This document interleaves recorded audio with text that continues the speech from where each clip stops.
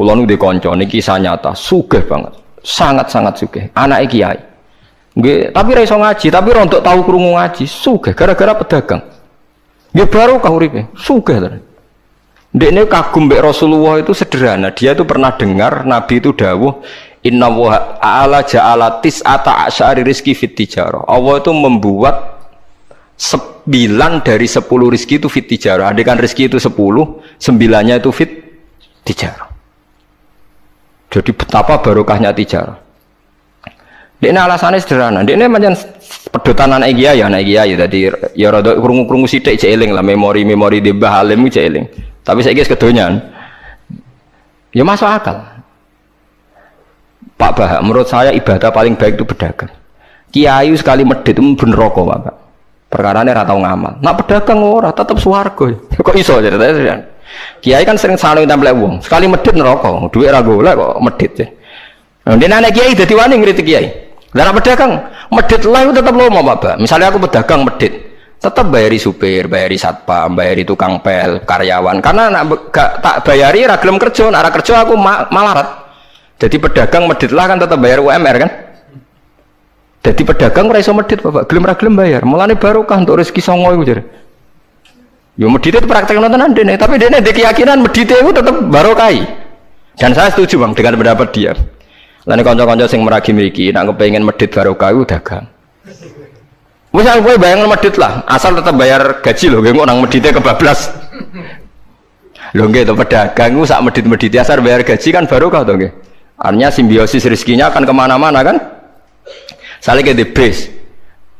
Ayo bayari supir nggih, kernet, tukang cuci, engko mobilnya waya ngetap oli, waya nyervis bengkel. Itu berapa sistem rezeki? Pemene nak pabrik karyawane 2000. Wih iku ya ana sing mondok, ana sing wong saleh dadi karyawan macam-macam. Ya ana bener e. Dadi dekne ngidolakno nabi mergo nabi ku pedagang. Ora ana Pak, ning sejarah nabi ku kiai, sekono tak wis nabi kok dadi kiai cangkem wae. Wah terus to dindi. Dene alasane ora ana sejarah nabi ku kiai, anane nabi ku tajir pedagang. Cangkem wis dadi nabi kok dadi kiai barang. Oh nak omong aja keluar lho, pokoke pedagang ngono ae rasa. Terus dadi nabi cek napa? Dadi ya. Artinya ya mau kullu hisbim bimaladehim parih. Bahkan kiai-kiai yang sekarang koalisi sama pejabat itu yang soleh ini kalau bakal sing soleh, nah soleh kalau buatan tertarik, orang soleh kok itu alasannya juga ibadah karena kalau pejabat itu didekati, setidaknya akidah dia itu masih ahli sunnah. Pejabat itu rata-rata tidak pernah ngaji, dia taunya Islam NU atau Muhammadiyah ahli sunnah, itu ya taunya dari kiai-kiai NU atau Muhammadiyah. Jadi kalau adat yang dekati itu NU, ya adatnya NU, Muhammadiyah. Kalau adat yang dekati Syiah ya Syiah, kalau apa ya. Nah kalau semua kiai-kiai NU, Muhammadiyah atau kiai-kiai ahli sunnah yang lain, ya karena itu tidak mau dekati, lalas yang dekati itu aliran sesat misalnya. Nanti cara berpikir dia juga aliran apa? Sesat. Berarti yang dekati ini ibadah atau musibah? Mboten jawab mau. Ibadah, dia tuh yakin betul. Bahkan saya pernah ketemu kiai yang begitu dekat pejabat, dia yakin. Jadi aku kok tetap wali, banyak juga. Yang memang dia wali betul, orang-orang hebat betul, cuma manfaatan. Dia menyontohkan zaman Mbah Hasyim Asy'ari ya dekat sama Bung Tomo ya banyak dekat. Dulu Jenderal Sudirman dekat Ahmad Dahlan.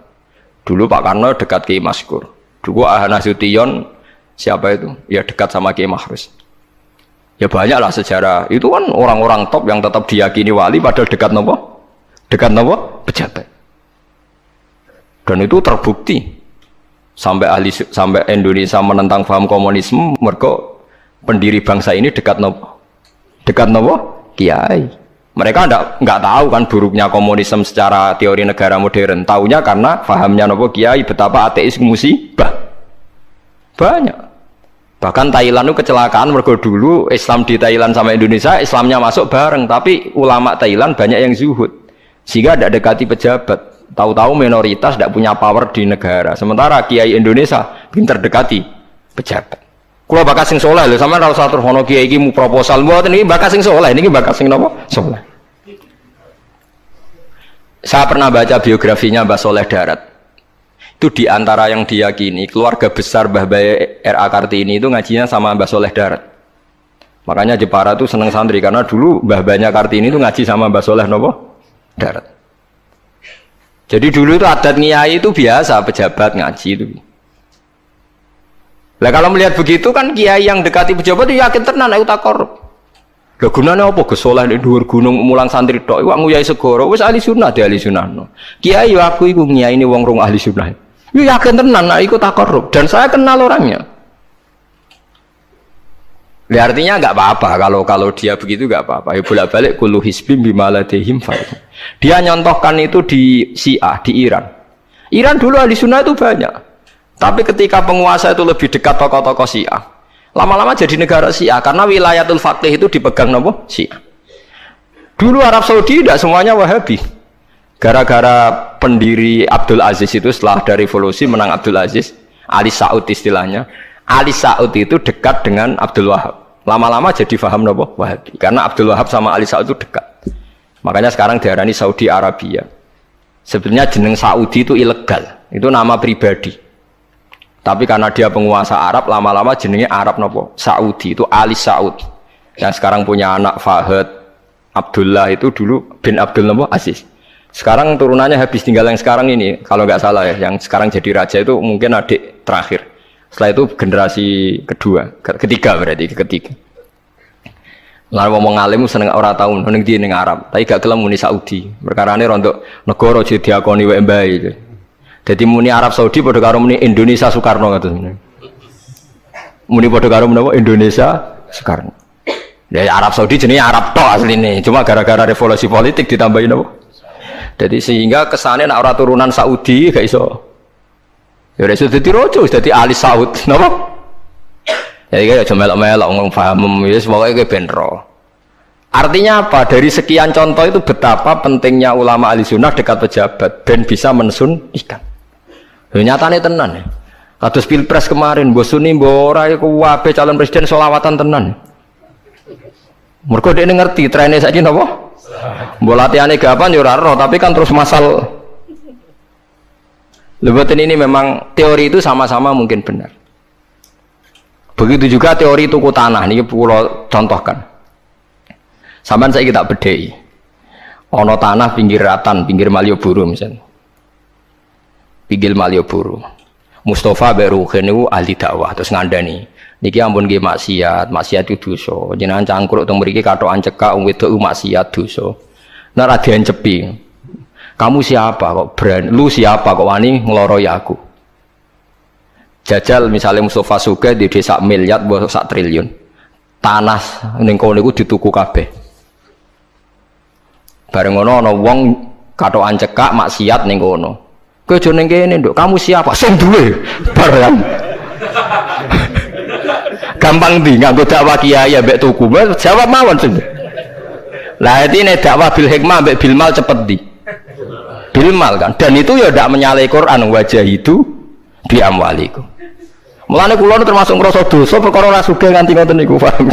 Tapi nek aku sugih nganti ngono ora sida ngalih ngoten iki. Mulane kula niku ya apik separo ngoten mawon. Lah sing sugih ora ngapik mergo ora kelar tuku. Mulane niki sing santri kula sing sugih-sugih nak kuat iku tuku tanah sing potensi dienggo maksiat. Nahi mungkar paling cepet niku. Mergo anggere takoki lu siapa? Sing duwe iku leren wis. Lho nggih to nggih. Nggon-nggon dalan sing dienggo maksiat, mbok loro tok kan suwi, tapi nek iku mbok tuku, terus tetep dienggo. Nak ngusir kan gampang. Lu siapa kok ngusir sing duwe? Gampang ndi? Ha mulane mulai dhisik agama ora iso ninggal wong sugih. Bilal iku melarat. Dadine wali mergo melarat sabar ning tauhid. Tapi sing nyelametno donyane Abu Bakar. Dadi pancen mlakune agama iku kombinasi melarat ambek sugih. Mulane sing melarat ora usah ndonga sugih perkara niku kombinasi wae. Tapi nek wis bosen banget yo oleh lah maksudnya ge. Nah ndonga ngeten apa Gusti contoh melarat mboten kula nggih mun wonten lho Gusti. Kadosnya ndak mendesak harus saya, ndak mendesak harus apa? Saya. Kita kula mun suwi yo Gusti dadi contoh mun apa? Paham ya, terus nahi mungkar niku nggih wonten istihade dadi. Nggih sama nahi mungkar dalam politik nggih ngoten. Dulu di Rembang juga banyak lokalisasi. Kalau masih ingat kecil saya dan ya kuat karena di backing oknum-oknum tertentu. Tapi ketika bupati itu mulai dekat kiai. Pernah era kakak saya kandung itu wakil bupati. Setelah itu anaknya Kiai Khalil. Sekarang itu teman saya malah yang jadi bupati. Itu ya rubahnya luar biasa karena ya guyonan mereka paling nyai Gus dakwai kesuwen. Bupati gampang Gus gawe SK ngongkon Satpol PP. Artinya jangan kira orang-orang baik yang lewat pejabat itu tidak kalah kontribusinya, ya banyak juga. Ini bakas sing soleh loh, ini bakas sing napa? Soleh. Artinya kullu hisbim bima ladaihim farihun. Yang yakin dengan kebaikan bentuk ini juga banyak.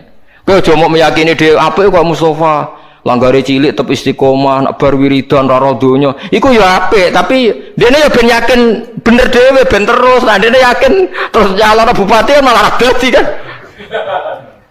Tapi jangan merasa benar sendiri. Ya yakin saja kalau dia benar. Tapi jangan yakin benar sendiri karena dia tidak bisa bikin SK untuk membubarkan tempat maksiat. Utawa ora iso tuku tanah sing dienggo napa? Maksiat. Jadi pilihannya bubarno niku. Nah sampean takok, lah nek ngono ulama ra kalah, goblok kena ulama kalah. Ulama tetap paling bener. Perkarane piye? Wong sugih mau iso ngusir wong maksiat kok tanahe ning tanah liya, tapi ora iso ngilangno maksiat mentale wong iku. Lha iku sing rada betah ngilangno sak mentale iku ulama. Mulane ulama takoki, "Lah kok iso tapi sampean ora iso ngusir kok nggon maksiat, tapi mau pindah tok wong tetep maksiat." Lah sing iso nobatno iku ulama. Ya rada menang-meneh maksudnya ya rada lumayan. Mulane kula nganti saiki jek susah. Kula nanti maca kitab ana cerita, muga-muga ora bener cerita iku. Tapi kula kadung maca. Ajane nyesal kula maca niku. Tapi kula kadung napa maca. Dadi ana wong mati syahid, wong melarat, wong lomo sugih ambek kiai alim. Niku ning pintu swarga. Wis jelas mlebu swarga. Lha iso bantah-bantahan. Jare sing mati syahid saya dulu karena jelas di hadis-hadis sahih itu mati syahid itu spesial. Jadi saya paling berhak masuk dulu. Jare sing melarat enggak. Di hadis-hadis orang melarat sabar itu spesial, jadi saya dulu. Jadi sing sugih ndak, orang kaya dermawan itu spesial, jadi saya dulu. Ulama yang menengah, roh wong telu goblok bantah-bantahan, ulama yang menengah. Bareng menengah, ulama yang jangan ulama kan dia menang, udah lah ya bingung, karena ulama kan banyak pertimbangan. Sing marahi iku udah kabeh. Akhirnya Allah ngutus Jibril, ya Jibril, beri keputusan sama mereka. Ya, Jibril kan malaikat paling terpelajar. Jibril takok. Hei kira sabar, kowe kok ora nak kira sabar mlebu swarga, jare sapa? Jarine ulama. Aja disiki guru ya. Nggih, sepakat berarti satu sepakat. Sugih dermawan, kowe kok ora nak ngono iku apik, jare sapa? Nggih jare kiai. Aja disiki gurumu. Berarti dua sepakat. Paham nggih? Mati syahid, kowe kok ora nak syahid ganjarane gede. Kata Pak ulama, aja disiki gurumu. Tiga orang ini sudah ikhlas ulamanya dulu karena tiga orang tahu itu dari apa ulama. Ya berarti sepakat kan ulamanya dulu ya Jibril kita sepakat. Ulamanya saya gelem. Masalah sing mondokno kula niku gitu-gitu itu kan. Sampai sing melarat itu gerutu, sing sugih menangan mulai beda kan itu akhirat. Karena deh sing ulama iku ora wani disiki sing biayai iku ora wani. Kenapa kok mandek niku Jibril sing biayai kula niku. Akhirnya balik si menang kan sama seperti hukum dunia kan wong sugih menangan. Kayak kalau cerita itu muga-muga ora tenan. Tapi kalau kadung maca ora digetun lho maca cerita itu. Karena akhirnya ulamanya kalah kan pas padahal tiga orang ini sudah sepakat. Cara kalau ulama pokoknya mlebu ora syarat terang. Artinya terus mlebu ora usah nerangno. Wong sing biayai yo mesti swarga ya to nggih. Mau urutan-urutan ngono ora terus mlebu neraka kan ya mboten. Mau urutan mawon kok gegere. Tapi lewat ngaji ini Anda menjadi tahu. Jadi yang biasa toreko, biasa wiridan, jangan menafikan orang-orang soleh yang mungkin meyakini ada efektivitas pakai kekuatan politik dan harta. Paham ya? Nyatanya ya iya. Misalnya tanah-tanah sing potensi nggo maksiat sampean tuku ya nggak mungkin tiga maksiat. Kulo aja eling. Kulo nu gak ada guru kulo nu kok kathah. Di antaranya saya punya guru punya tanah luas di perbatasan, luas sekali. Itu zaman itu mau dibeli Cina itu 2 miliar. Yang zaman itu harga rata-rata sekitar 700 juta. Mau dibeli 2 miliar. Itu beliau tidak boleh bilang sama saya, Nak nganti dituku Cina, perbatasan, nak dienggo lonte dosaku rak nganti mati. Wes melarat ra bakal tak dol. Jadi banyak juga orang yang meyakini adol tanah ning wong sing potensi dienggo maksiat itu dosa gede. Nah, suatu saat ini kejadian lagi dan beda lagi. Ini ya guru saya tapi beda lagi. Ada orang punya tanah yang potensinya itu hanya 100 juta karena yang beli Cina dijual 200 juta. Satu keluarga haji semua. Dipakai haji. Itu semua keluarga kiai ini tidak ada yang datang. Kowe iku atuk ora kaji, timbang kaji tanam mbok dol Cina sing potensi dienggo maksiat. Tangisan deh. Dibatal ora iso. Artinya banyak juga orang yang punya strategi sampai begitu, nganggep begitu itu jihad. Menguasai tanah itu apa? Jihad. Karena dengan kita kuasai untuk sujud ya kita, yang taat ya kita, mengendalikan untuk apa juga kita. Oke, dengan kita punya kan mengendalikannya ya kita, untuk apa ya kita. Dengan tidak punya, ya tidak kita kan. Nah, nanti cerita kan terus wong melarat kados kula rugen kan musibah tenan. Wong kula yo ora tau duwe akeh. Tapi masalahnya kula rapati nyesal. Misalnya kula niku kan terus lewat jalur ulama. Sing nyesal kan rugen. Jalur apa terus? Wiridan kan, wiridan ra kuat suwe kondo kula. Kula dijajahi toriko ora tau tak lakoni Gus. Kula nak wiridan mboten apa betah. Terus jalur apa? Kere sabar mau kan. Lah iku kudu ikhlas kalah meneh ning swarga, paham ya? Mergo kok kiyaine ya dhisena sapa? Wong sugih. Tapi cerita iku yo aku ya ora percaya, tapi masuk akal. Kula niku ya wah. Sampeyan percaya gak? Ibu ora roh mawon niku terus kula ibu ora roh. Jadi niki ngaji penting nggih ben mboten falatusyaku anfusakum. Wong ora usah sok suci. Kebenaran toriko itu ya benar, orang fikih ya benar, orang wiridan yang benar. Tapi sebetulnya mungkin pejabat yang kita kira dekat dengan syubhat itu juga banyak amalnya kan, karena mereka bisa bikin SK berapa ratus tahun doli gara-gara SK-nya wali kota iso dibubar. Sama tak ceritani, anaknya Yusuf Qaradawi yang terkenal ngarang fiqh zakat itu akrab sama Sutioso. Saya dulu itu ikut proses menerjemah fiqh zakat. Memang saya ada orang politik juga enggak orang kaya, tapi saya ikut proses. Artinya saya di antara tim yang ikut menerjemah. Itu gara-gara dekat kiai itu Sutioso memutuskan Kramat Tungkak. Itu dulu kan tempat prostitusi terbesar juga. Sekarang dirubah jadi Islamic apa? Center. Itu baru kayak kiai tak pejabat. Pejabat karena pejabat yang punya SK. Tapi fungsi ini kiai mbok ilangno, pejabat roh pentingnya ngono iku dikandani kiai. Lah sirang mlebu kan rugen tok kan berarti jalurnya karena mulane kene kudu tunduk be aku. Ini kan masalah engko ning akhirat ya tetep kalah ya harus saiki persiapan paham ya. Ya persiapan bu swarga wae tapi ora usah nomor apa? Ora ngomong Arab. Jadi kurang contohnya Kramat Tungkak itu yang bisa memusnahkan itu ya dulu ketika Sutioso gubernur dan dia dekat sama anaknya Yusuf Qaradawi terus punya fiqh zakat. Lama-lama fiqh zakat jadi tren. Sampai di Jakarta ada Basnas, ada rumah zakat. Sekarang di Jogja ada Lazis, ada macam-macam. Barokah trennya figus. Dulu zakat itu enggak jadi kebutuhan, tapi setelah jadi tren, saya ingin orang zakat itu izin. Banyak pegawai-pegawai itu yang enggak sholat tapi zakat. Jadi takoi kenapa? Tren Pak Ba izin. Jadi. Kesannya kok antisosial. Jadi kesannya anti apa? Mulane kula kadang nggih. Makanya bapak dulu. Bapak itu anak pertama itu disekolahkan, ya sempat jadi pejabat. Yaitu sirinya kenapa Mbah Hasyim Asari Salim itu Gus Wahid kan belajar bahasa Belanda mbak Inggris. Walawale zaman Gus Wahid jadi menteri agama. Andai kan Gus Wahid tidak menteri agama, mungkin cara berislam Indonesia tidak sunni. Karena Gus Wahid pertama jadi menteri terus jadi ahli sunnah. Lama-lama sekarang jadi tren menteri agama Indonesia harus ahli sunnah. Nah gak ya ora pantes. Mun disi-disi ya wis napa? Ahli sunnah. Ulah tapi kadang santri fanatik, tapi Gus Wahid seralim koyo abai. Lah kita fanatik repot kan enggak ngakui kebenaran dengan bentuk lain. Khawarit itu jenenge apa? Khawarit. Jadi saniki ngaji kita kudu sadar kullu hisbim bima ladaihim farihun. Dan niku dicap elek nak wong ngrasa bener dhewe. Sing apik fala tuzakku anfusakum huwa a'lamu bimanit taqwa. Kalau aku cek eling diceritani ada kiai alim, ini kisah nyata, alim banget. Kalau mawon ngakoni nak dene wong alim, dia alim banget. Tapi wong alim lah, aku nak rapati di duit, aku duit sandal anyar, aku eling, aku salah ya, wong alim rapati duit. Dekne salat ning masjid pinggiratan, masjid umum.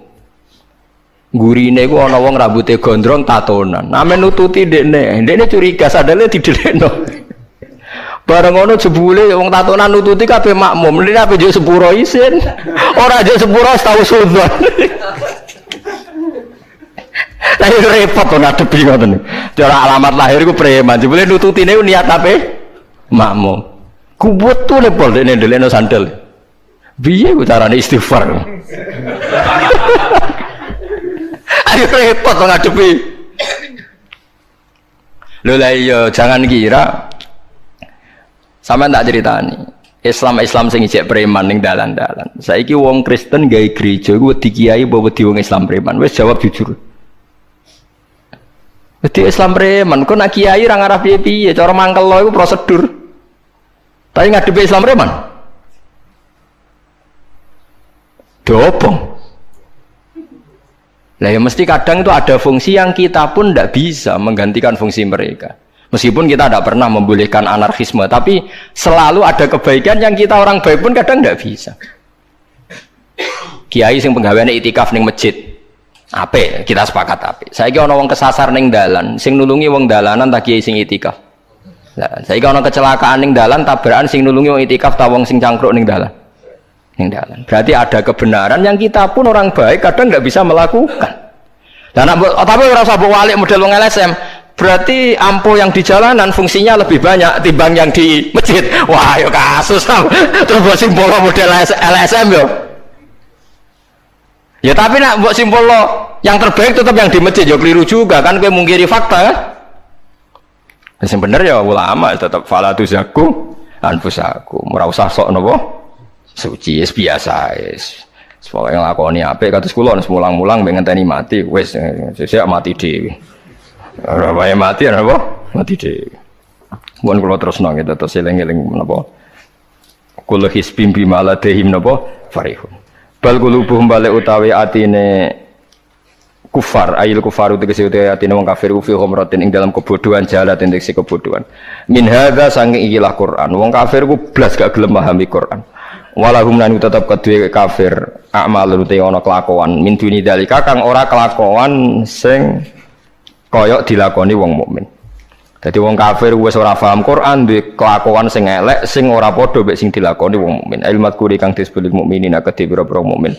Hum kang te kufar lah maring amal wa amiluna iku nglakoni kabeh. Fa yu'adzabuna mongko den siksa sapa kufar alih ing atase amal.